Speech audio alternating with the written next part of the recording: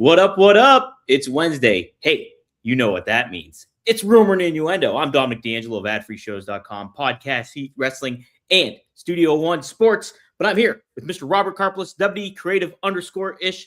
We're talking a little AEW Maximum Carnage. Robert, are you ready? I'm so excited to talk one of the best Spider-Man stories of the last 30 years, Maximum Carnage. Yes, me too. That's just for Mike Lawrence. We'll say hi to some of the folks joining us here. E throwing us a was up and asks, when's the next Fonzie ep? Probably next week, Triple E. Stay tuned. Fonzie's a very busy man. He may call it right down the middle, but he can't call it every day. Guy's got a lot of stuff going on. Wanna Breeze says, hello, R&I. It's Wednesday, and it's time for Dom to play that song. Clearly, he's talking about American Pie by Don McLean. Absolutely. An all-timer. We're going to hear the entire song. One of my, I don't even know why I thought of it. One of my favorite, this is why wrestling is the dumbest thing ever. One of my favorite random memories was, as a kid, being in New York on a family trip. We're in the cab. The Todd Pettengill radio show was on. He's a big radio presence in New York, and they played a version of American Pie where they break down every analogy in there and what it's all about.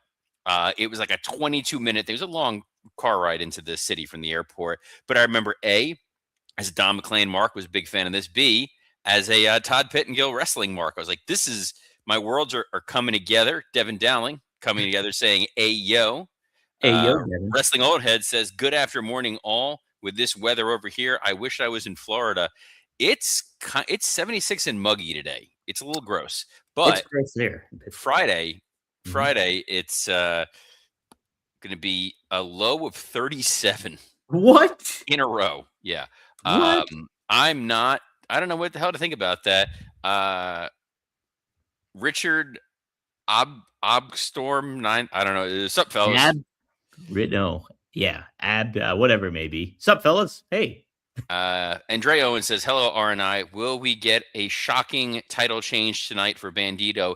It depends. Is he challenging Ricochet for the national title? That is not happening. He's going up against MJF, but we gotta talk about it, Robert. Do we? Do we really? We do. I'm so excited, and I just can't hide it. I'm Yeah. so excited, and I just can't hide it. You know, when you hear that song, you begin to understand why Jesse Spano tried to overdose on caffeine pills. It's a little much, isn't it? It's a little much. It's a scotch too much. I like We Are Family much more by the Pointer Sisters. Dom? Maximum Carnage. Maximum Carnage, yes. Steer this ship. Please. Did you have the red cartridge from the Sega Genesis? Did you have that coveted red cartridge of Maximum Carnage? I didn't have a Sega Genesis. Oh. I was a Nintendo kid. I tracked based on who had the best wrestling video game. So it was Nintendo, then it was Super Nintendo, then it was N64, eventually made the leap to the PlayStation 2 because of the SmackDown series. Now, Royal Rumble on the Super Nintendo, they had different characters on that one. And then the Sega Genesis one had Hulk Hogan on the Royal Rumble 93 game. It did. The Raw video game was a big deal because it had like the video game version of the Raw theme song. Yes. It was tremendous. So the thing about a Sega Genesis, though, the music was much better on the Sega Genesis. It wasn't like the video game theme. It was more to the actual music. Which Devin Dallin bringing up GameCube, Day of Reckoning. I actually did own a GameCube. It was terrible. I don't think I ever used. I'm not a huge video game guy. There are like 3 or 4 that I would play on my system religiously.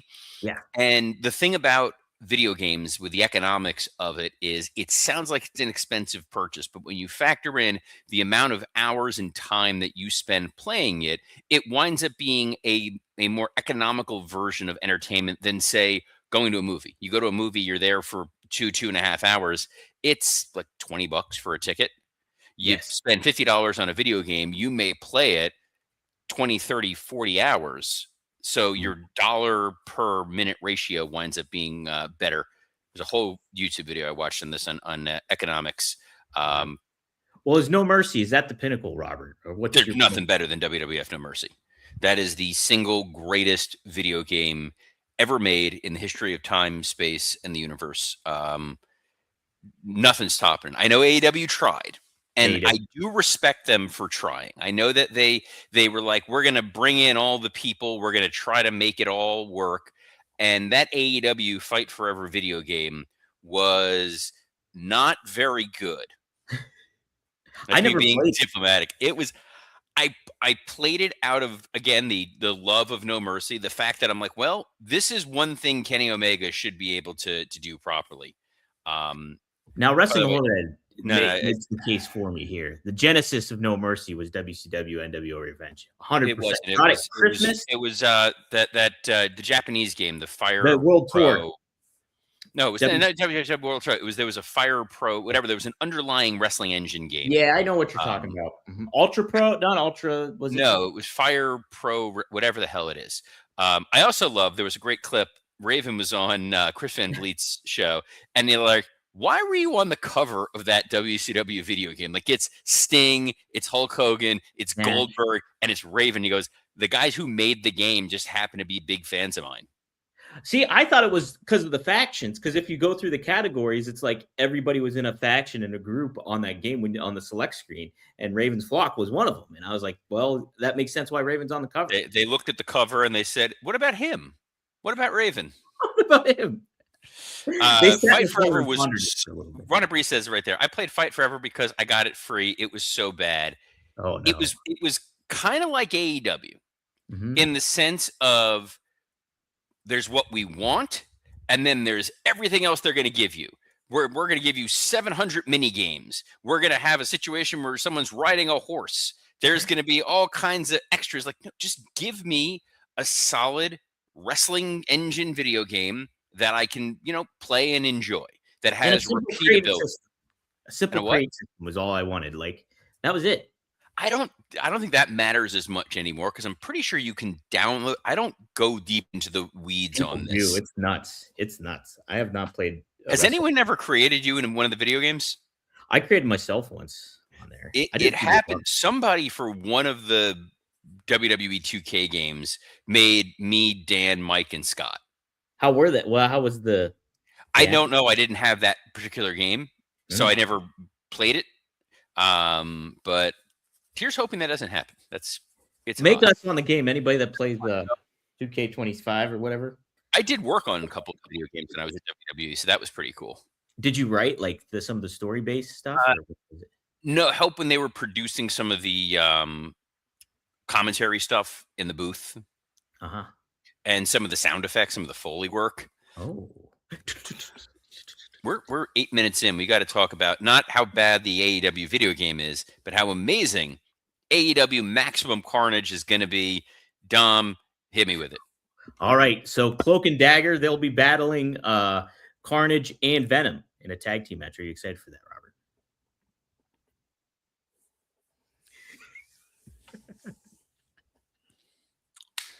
Kenny Omega I have spent the better part of the last hour before this watching a legal CLE professional responsibility video. More pleasant than talking to you. You don't want to talk Carnage? Get Spider-Man. Kenny Omega makes his return tonight, Robert. What do you expect him to say? Is he gonna just confront MJF after MJF defeats? How is it a return? Because he was on TV like 2 weeks ago with that creepy ass Kevin Spacey New Year's video.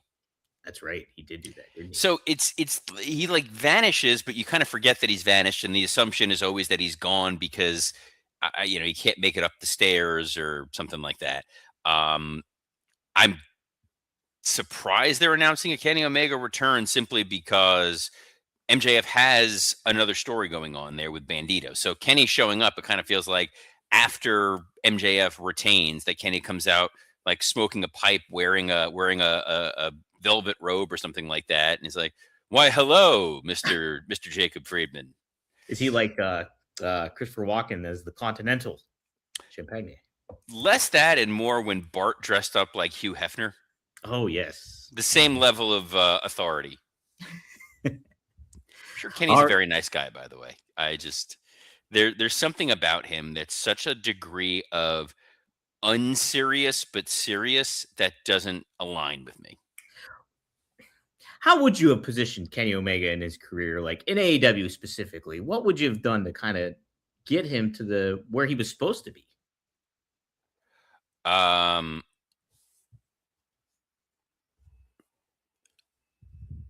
The challenge is because of his injuries.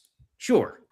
And also there was this insane selflessness that Kenny and Cody had when they started the company. This idea of we're not going to be the front and center. We're not going to be Hogan pulling creative control. They absolutely should have done that. They should have started off as your franchise players, as your top guys. This is a new company. This is a new world. We are the best in the world, and we're going to go out there and be the best in the world. That's how they should have positioned them. Travis Wadlow asked a good question. You can't ask, how can he return again when Roman Reigns is out there?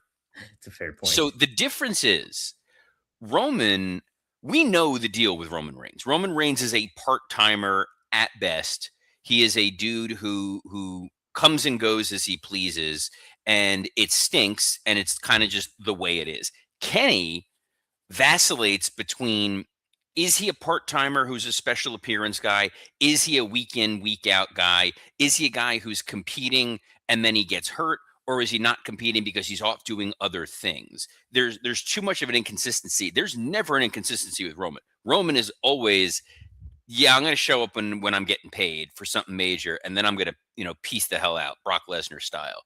Kenny is neither fish nor fowl when it comes to AEW. He's not a part-timer. He's not a special event guy, even though he should be.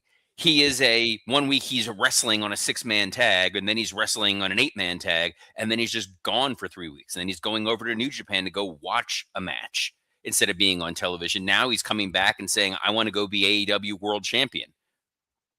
Okay. Got to pick a lane. Right. If he's going to be Roman, treat him like Roman. If he's going to be Cody, treat him like Cody.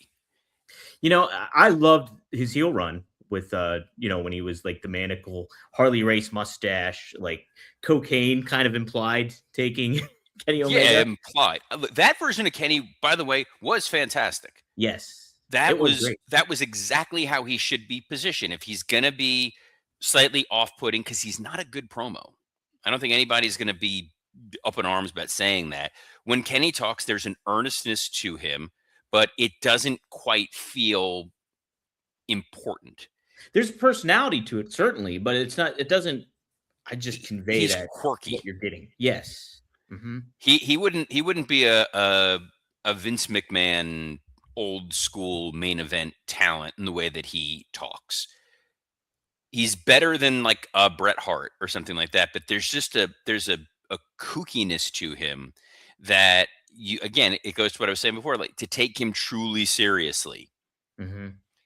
And I would have been fine with what you kind of initially put out there when it was like the Cody Rhodes and Kenny were insanely like generous starting off. I would have been okay with that if there was the payoff for those other stars to kind of get there. But Tony Khan, AEW didn't do the due diligence of elevating those stars. They also started with like, it's Chris Jericho, and Chris Jericho is going to be your world champion.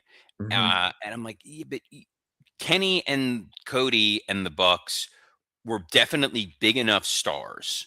Right. That you could have, it's not like you were starting with over the hill guys or you were starting with really under the radar guys. It's not like PWG where they were going to be like, well, it's Super Dragon and Excalibur are going to go out there and wrestle. Like if you headline your first show with Kenny Omega versus Cody Rhodes, nobody's batting an eyelash at that. Everyone's going, those are two of the biggest names in wrestling. We got it. Instead, they wanted to try to pull everybody up and elevate everybody. And like you said, here we are 6 years later. Not a lot of those folks really got elevated the way they should have. And it's been a continual criticism of AEW that they've tried. We're seeing a little bit of it with Gunther and WWE right now, where they just think by having Gunther amass wins, even though they don't really matter, that he's going to suddenly seem like a 1A type of guy. No, he's not. In the, Darby beats whoever, like Chris Jericho, or he's hanging out with Sting, and it loses its efficacy. Speaking of Darby, he'll be taking on Pac. Finally, Robert, the one guy in the Death Riders he's never faced. I know everybody's been waiting for this match, and we're getting it tonight on Maximum Carnage. Look, we all remember when Ahmed Johnson went after the Nation of Domination, and the real main event was when he went after Kama Mustafa. And that's what we're getting here today. It's going to be a great match. It will be. But what the hell are the Death Riders? That's the major question, I think, in all of this. They're not a main event stable. Mm-hmm. They're like feuding with the conglomeration in some regard. Pac is over the feud with Darby Allin. He's like, nah, I've moved on. John Moxley is a top babyface. It's very, very hard to care about the underlying story. The match will wind up being absolutely incredible, but Pac's another dude, kind of like Kenny Omega. He's there, and then he's gone for an extended period of time. And the Death Riders themselves are kind of a showcase of what we were just talking about with AEW. You have these people in a faction. They're supposed to mean something. What's their purpose? You're going to build them up, and there has not been a payoff or an understanding of where they're going. It's a loose faction that has really no direction or no purpose, it feels like. Hey, something that might have a purpose is Chris Statlander and the Babes of Wrath. That's Willow Nightingale and Harley Cameron. They're your AEW Women's Tag Team Champions. They're going up against the Triangle of Madness. That's Thekla, Sky Blue, and Julia Hart. Triangle Madness, better known as Tom. Robert, what do you think of this match?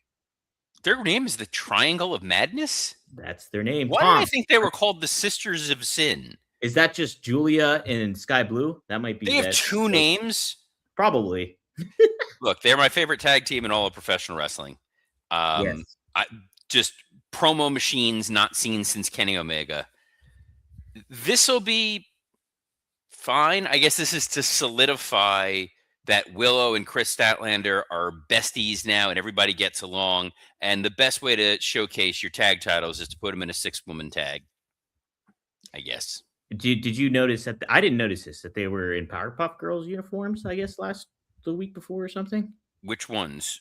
The Babes of Wrath and Chris Statlander. They all wore Powerpuff Girl. I can confidently say I didn't notice that. I didn't either, but pretty neat. Would have been nice for them to print that out because Powerpuff Girls was on Cartoon Network, which is under the Warner Discovery banner. Synergy, my man. Synergy. That's how you do it. You got to make it happen. What else is going to happen is the AEW Tag Team Championship, number one contenders match. This is not an eliminators match. This is a number one contenders match. Let's be clear on that. So it's the Young Bucks. Hey, Dom, who are the AEW Tag Team Champions? Because it just took me a minute. Is it FTR? It's FTR. Okay. I genuinely had to pause and figure out who the hell the AEW Tag Champs were. Well, they could go up against the Young Bucks. That's Matt and Nick Jackson. They're brothers, if you didn't know. The Gates of Agony, Jet Speed, Mike Bailey and Kevin Knight, and the Don Callis family. Which of the Don Callis family? It's Jake Doyle. It's Mark Davis. Are you Doyle ready? and Davis, attorneys at law. We're the accident attorneys, and that we're gonna cause an accident for you. Which now makes it sound like you peed yourself. I was going down a different path, and We're gonna make you cause an accident. Yeah. Anyway, knowing that it's FTR, I guess the thought process here is heel FTR versus babyface Young Bucks. You go into that quick again? You think? What else is it? You're not going to do FTR versus the Gates of Agony. You're not going to do FTR versus the Don Callis family. Them versus Jet Speed. Didn't that happen already? I feel like I've seen it a lot. And also, Jet Speed doesn't exactly have a ton of momentum right now. The Bucks are back as we wear tassels and we're all baby faces again. It's like they're now trying to get all the elite guys over as super baby faces again. Jack Perry is smiling Jungle Jack Perry. Forget about Scapegoat. Forget about the guy who was off making like knives in the woods or is the reason CM Punk isn't there. He's a good dude. We all love him. The Young Bucks, forget the 2 years of storyline we've had. They wear tassels now. And Kenny Omega's back to be the world champion. Yeah, a little peculiar. It's like they're they're about what 5 years too late on this. It feels like with a lot of these stories. Um, Said while we get the Bucks versus FTR before Cope and Christian, what if Cope and Christian return and make a 3-way tag? Who the hell are Cope and Christian? Did they do like a 10-second pose? Is it? You know what's kind of wild? I was thinking about this because we brought this up, the Finn Balor situation. Yeah. It kind of feels like what I laid out is where this is ultimately going to go, because I can see a situation where Liv Morgan and Roxanne Perez win the women's tag titles, and Raquel Rodriguez wins the women's title, and Dom has the Intercontinental title, and then Finn's kind of the odd man out, and they push him out. What's even wilder is to think that Judgment Day is still going, and it was started by Cope. Who? Edge. And who's going to have the edge in the main event? That's MJF. That's Bandito. This should be a really fun match, Robert. And for the short time frame that they've done it, I do like some of the aspects that they have to building this, but I think this should be a match on a pay-per-view, to be honest. Oh, what do you think? When is their next pay-per-view? It used to be easier when they had like 4 shows a year. Now they have like 8 or 9, and there's a lot going on.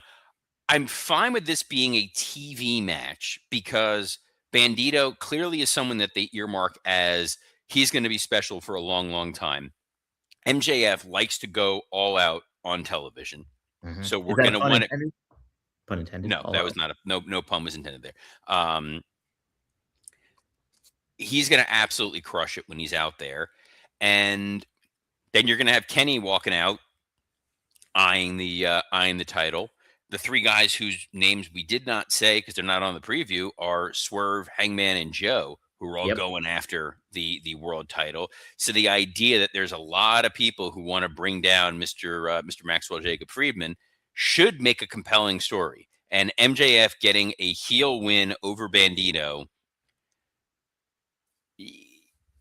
if I had to pick the spot, by the way, he goes to steal Bandito's Dynamite Diamond Ring. Bandito kicks it out of his hand, so Max reaches in and pulls out his own Dynamite Diamond Ring that he has, and that's what he hits him with, and then gets the pin. But who the hell knows? There's other companies I worry about booking for, not All Elite Wrestling.